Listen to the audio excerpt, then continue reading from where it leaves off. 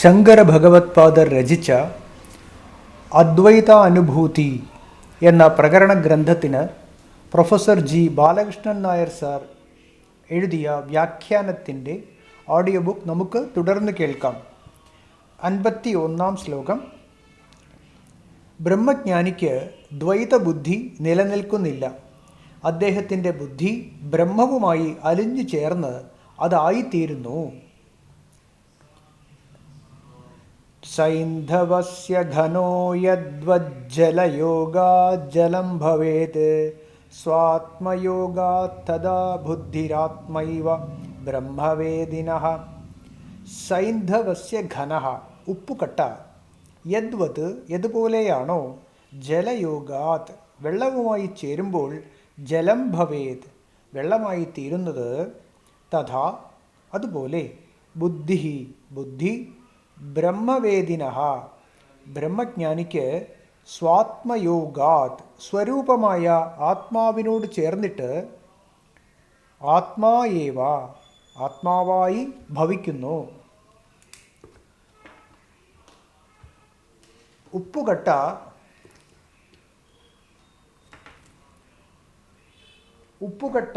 ഏതുപോലെയാണോ വെള്ളവുമായി ചേരുമ്പോൾ വെള്ളമായി തീരുന്നത്, അതുപോലെ ബുദ്ധി ബ്രഹ്മജ്ഞാനിക്ക് സ്വരൂപമായ ആത്മാവിനോട് ചേർന്നിട്ട് ആത്മാവായി ഭവിക്കുന്നു.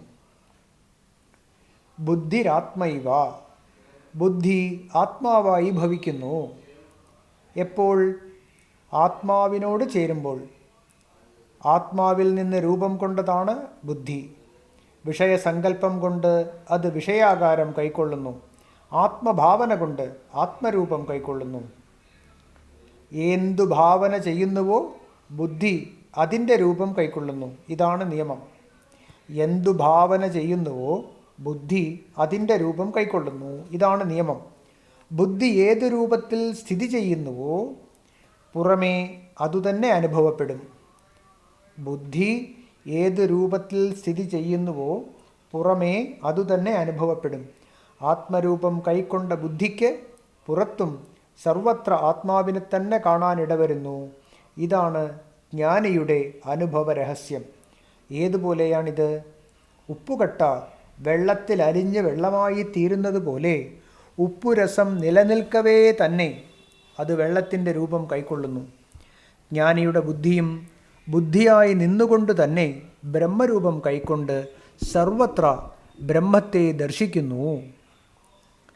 സൂക്ഷ്മബുദ്ധിക്ക് ബ്രഹ്മദർശനം സാധ്യമാകുന്നു എന്നാണ് ശ്രുതിയും സ്മൃതിയും പ്രഖ്യാപിക്കുന്നത്. അതിരിക്കട്ടെ, ആത്മാവൊന്നാണെങ്കിൽ പിന്നെ ജീവാത്മാക്കൾ പലതായി തോന്നാൻ ഇടയാകുന്നതെന്തുകൊണ്ട്? ആത്മാവ് ഒന്നാണെങ്കിൽ പിന്നെ ജീവാത്മാക്കൾ പലതായി തോന്നാൻ ഇടയാകുന്നതെന്തുകൊണ്ട്? 52 ശ്ലോകം. തോയാശ്രയേഷു സർവേഷു ഭാനുരേകോപ്യനേകവത് ഏകോപ്യാത്മാ തഥാ ഭാതി സർവക്ഷേത്രേഷ്വനേകവത്. ഏകഃ അപി ഭാനുഃ സൂര്യൻ ഒന്നു മാത്രമേ ഉള്ളൂ. എങ്കിലും സർവേഷു തോയാശ്രയേഷു അനേകം ജലാശയങ്ങളിൽ അനേകവത് അനേകമായതുപോലെ കാണാനിടവരുന്നു. തഥാ അതുപോലെ ആത്മാ ഏകഃ അപി ആത്മാവ് ഒന്നു മാത്രമാണെങ്കിലും സർവക്ഷേത്രേഷു അനേകം ശരീരങ്ങളിൽ അനേകവത് ഭാതി അനേകമായ പോലെ കാണാനിടവരുന്നു. സൂര്യൻ ഒന്നു മാത്രമേ ഉള്ളൂ എങ്കിലും അനേകം ജലാശയങ്ങളിൽ അനേകമായതുപോലെ കാണാനിടവരുന്നു. അതുപോലെ ആത്മാവ് ഒന്നു മാത്രമാണെങ്കിലും അനേകം ശരീരങ്ങളിൽ അനേകമായ പോലെ കാണാനിടവരുന്നു. സർവക്ഷേത്രേഷു അനേകവത് അനേകം ശരീരങ്ങളിൽ അനേകമായതുപോലെ കാണാനിടവരുന്നു. അന്തഃകരണത്തിലെ അഥവാ സൂക്ഷ്മ ശരീരത്തിലെ ആത്മപ്രതിബിംബമാണ് ജീവാത്മാവ്. അതുകൊണ്ടാണ് ജീവാത്മാക്കൾ അനേകമുണ്ടെന്ന് തോന്നാനിടവരുന്നത്. ബിംബം ഒന്നേയുള്ളൂ എങ്കിലും ആശ്രയങ്ങൾ എത്രയുണ്ടോ അത്രയും പ്രതിബിംബങ്ങൾ ഉണ്ടാവാം. സൂര്യൻ ഒന്നേയുള്ളൂ എങ്കിലും എത്ര ജലാശയങ്ങളുണ്ടോ അത്രയും സൂര്യപ്രതിബിംബങ്ങളുണ്ടെന്ന് തോന്നാം. സൂര്യൻ ഒന്നേയുള്ളൂ എങ്കിലും എത്ര ജലാശയങ്ങളുണ്ടോ അത്രയും സൂര്യപ്രതിബിംബങ്ങൾ ഉണ്ടെന്ന് തോന്നാം. ആശ്രയമില്ലാതായാൽ പ്രതിബിംബങ്ങൾ ബിംബവുമായി ചേരും. അതുപോലെ ജീവാശ്രയമായ അന്തഃക്കരണമില്ലാതായാൽ പ്രതിബിംബരൂപനായ ജീവാത്മാവ് ബിംബരൂപനായ പരമാത്മാവുമായി ഒന്നാകും. അതുതന്നെയാണ് ജീവാത്മ പരമാത്മ ഐക്യം അഥവാ മോക്ഷം. വസ്തുതത്വം വേണ്ട പോലെ ഗ്രഹിക്കാത്തവർക്ക് ഓരോ പ്രതിബിംബവും പ്രത്യേകം വസ്തുവായി തോന്നാൻ ഇടവരുന്നു. വസ്തുതത്വം വേണ്ട പോലെ ഗ്രഹിക്കാത്തവർക്ക് ഓരോ പ്രതിബിംബവും പ്രത്യേകം വസ്തുവായി തോന്നാൻ ഇടവരുന്നു. 53-ാം ശ്ലോകം. ഭാനുരന്യ ഇവാ ഭാതി ജലഭാനുർജലേ യഥാ ആത്മനോന്യ ഇവാ ഭാസോ ഭാതി ബുദ്ധൗ തഥാത്മനഃ.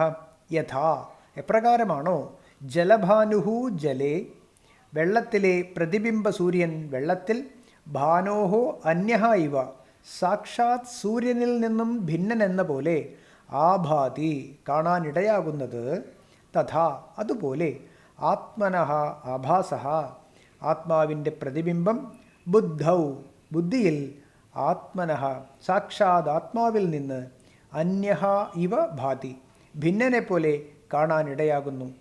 എപ്രകാരമാണോ വെള്ളത്തിലെ പ്രതിബിംബ സൂര്യൻ വെള്ളത്തിൽ സാക്ഷാത് സൂര്യനിൽ നിന്ന് ഭിന്നനെപ്പോലെ കാണാനിടയാകുന്നത്, അതുപോലെ ആത്മാവിൻ്റെ പ്രതിബിംബം ബുദ്ധിയിൽ സാക്ഷാത് ആത്മാവിൽ നിന്ന് ഭിന്നനെപ്പോലെ കാണാനിടയാകുന്നു. ആത്മനോന്യ ഇവാഭാസഃ ബിംബപ്രതിബിംബ ദൃഷ്ടാന്തത്തെ ആശ്രയിച്ചുകൊണ്ട് പരമാത്മാവിനും ജീവാത്മാവിനും ഉണ്ടെന്ന് തോന്നുന്ന ഭേദങ്ങളെല്ലാം വെറും തോന്നലുകൾ മാത്രമാണെന്ന് ആചാര്യൻ വിശദമായി പ്രതിപാദിക്കാൻ ഒരുമ്പെടുകയാണ് 59-ാം പദ്യം വരെ. ബിംബവിനായഥാ നീരേ പ്രതിബിംബോ ഭവേത് കഥം വിനാത്മാനം തഥാ ബുദ്ധൗ ചിതാഭാസോ ഭവേത് കഥം. യഥാ നീരേ വെള്ളത്തിൽ സൂര്യപ്രതിബിംബം എന്ന പോലെ, ബിംബം വിന ബിംബമില്ലാതെ, പ്രതിബിംബ കഥം ഭവേത് പ്രതിബിംബ സൂര്യൻ എങ്ങനെ സംഭവിക്കാനാണ്, തഥാ അതുപോലെ ആത്മാനം വിന ബിംബമായ ആത്മാവില്ലാതെ, ബുദ്ധൗ ബുദ്ധിയിൽ, ചിദാഭാസഃ കഥം ഭവേത് ബോധപ്രതിബിംബരൂപനായ ജീവൻ എങ്ങനെ സംഭവിക്കാനാണ്, സംഭവിക്കുകയേയില്ല എന്ന് താത്പര്യം. വെള്ളത്തിലെ സൂര്യപ്രതിബിംബം എന്ന പോലെ ബിംബമില്ലാതെ പ്രതിബിംബ സൂര്യൻ എങ്ങനെ സംഭവിക്കാനാണ്, അതുപോലെ ബിംബമായ ആത്മാവില്ലാതെ ബുദ്ധിയിൽ പ്രതിബിംബ രൂപനായ ജീവൻ എങ്ങനെ സംഭവിക്കാനാണ്, സംഭവിക്കുകയേയില്ല എന്ന് താത്പര്യം. 55-ാം പദ്യം. പ്രതിബിംബചലത്വാദ്യാഃ യഥാ ബിംബസ്യ കർഹിചിത് ന ഭവേയുസ്തഥാഭാസ കർത്തൃത്വാദ്യാസ്തു നാത്മനഃ. പ്രതിബിംബചലത്വാദ്യാഃ പ്രതിബിംബത്തിനുണ്ടാകുന്ന ചലനം തുടങ്ങിയവ, യഥാ എപ്രകാരമാണോ, ബിംബത്തിന് കർഹിച്ചിത് ന ഭവേയുഹു ഒരിടത്തും സംഭവിക്കാതിരിക്കുന്നത്, തഥാ അതുപോലെ ആഭാസകർത്തൃത്വാദ്യാഃ ജീവാത്മാവിനുണ്ടാകുന്ന കർത്തൃത്വം മുതലായവ, ആത്മനഃ തു ന ഭവേയുഹു ആത്മാവിന് ഉണ്ടാവുകയില്ല തന്നെ.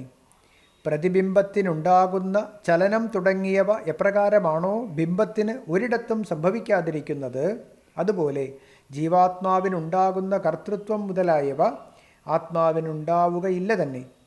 ബിംബപ്രതിബിംബഭാവം ശുദ്ധബോധരൂപനായ ആത്മാവാണ് ബിംബം. അതിൻ്റെ പ്രതിബിംബം അന്തഃക്കരണത്തിന് സംഭവിക്കുന്നതാണ് ജീവാത്മാവ്. ആശ്രയത്തിനുണ്ടാകുന്ന മാറ്റങ്ങൾക്കനുസരണമായി പ്രതിബിംബത്തിന് മറ്റു പല മാറ്റങ്ങളും അപ്പോഴപ്പോൾ സംഭവിക്കുന്നതായി തോന്നാം. വെള്ളം ചലിച്ചാൽ വെള്ളത്തിലെ സൂര്യപ്രതിബിംബം ചലിക്കുന്നതായി തോന്നും. വെള്ളം കലങ്ങിയാൽ പ്രതിബിംബം കലങ്ങിയതായി തോന്നും. ഈ മാറ്റങ്ങളൊന്നും ബിംബസൂര്യനെ ലേശവും ബാധിക്കുന്നില്ലെന്നുള്ളത് തീർച്ചയാണല്ലോ. ഇതുപോലെ ബുദ്ധിക്കുണ്ടാകുന്ന തോന്നലുകളൊക്കെ അതിലെ പ്രതിബിംബബോധമായ ജീവാത്മാവിനുമുണ്ടെന്ന് തോന്നാം. കർത്തൃത്വ ഭോക്തൃത്വാദി ഭാവങ്ങൾ കാമക്രോധാദി വികാരങ്ങൾ ഇവയൊക്കെ ഇങ്ങനെയാണ് ജീവാത്മാവിനുണ്ടെന്ന് തോന്നാൻ ഇടവരുന്നത്. ഇവയൊന്നും ബിംബരൂപനായ ആത്മാവിനെ ലേശം പോലും ബാധിക്കുന്നില്ലെന്ന് കാണേണ്ടതാണ്. വാസ്തവത്തിൽ പ്രതിബിംബത്തെപ്പോലും ബാധിക്കുന്നില്ല എന്നുള്ളതാണ് സത്യം. എല്ലാം ആശ്രയദോഷങ്ങൾ മാത്രം. Audio book തുടരുന്നതാണ്.